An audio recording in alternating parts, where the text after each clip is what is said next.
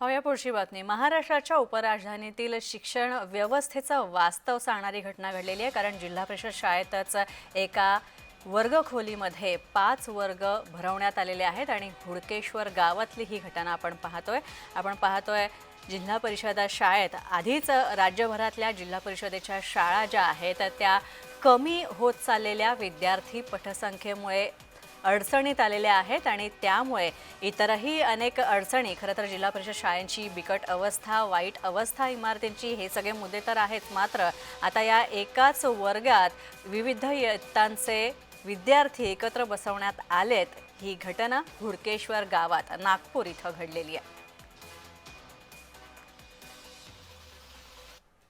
महाराष्ट्रातील ग्रामीण भागातील शाळांची अवस्था काय हे अवस्था जर बघितली असेल तर जिवंत उदाहरण नागपूर जिल्ह्यातील हुडकेश्वर, जे चंद्रशेखर बावनकुळे आहेत, महसूल मंत्री राज्याचे, त्यांच्या हा मतदारसंघ, या मतदारसंघात जर बघितलं असेल तर हुडकेश्वर जे आहे या जिल्हा परिषद प्राथमिक शाळेत विद्यार्थी आहेत आणि विद्यार्थ्यांची अवस्था जर बघितली असेल तर 1 ते 5 च्या जे विद्यार्थी शिकतात। एकाच वर्गखोलीमध्ये संपूर्ण विद्यार्थी आहे, 27 ते 28 विद्यार्थिनी आणि विद्यार्थी असे मिळून शिक्षण घेत असतात। त्यामुळे जर बघितलं असेल तर अवस्था जी आहे ते भीषण अवस्था या खऱ्या अर्थाने विद्यार्थ्यांची आहे। शिक्षक जर बघितलं असेल 2 शिक्षक एका अर्थाने या विद्यार्थ्यांना शिकवतात। आपल्यासोबत येथील शिक्षिका आहेत जे विद्यार्थ्यांना विद्याग्रहण देत असतात।